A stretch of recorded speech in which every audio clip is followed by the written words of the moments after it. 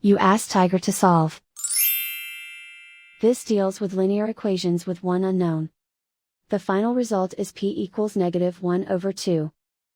Let's solve it step by step. Simplify the expression. Expand the parentheses.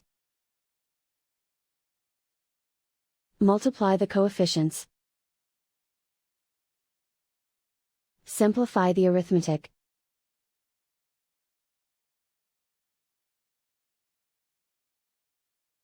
Group all constants on the right side of the equation.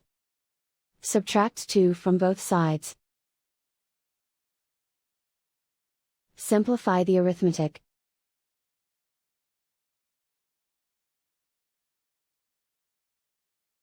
Isolate the p. Divide both sides by 8. Simplify the fraction. Find the greatest common factor of the numerator and denominator. Factor out and cancel the greatest common factor.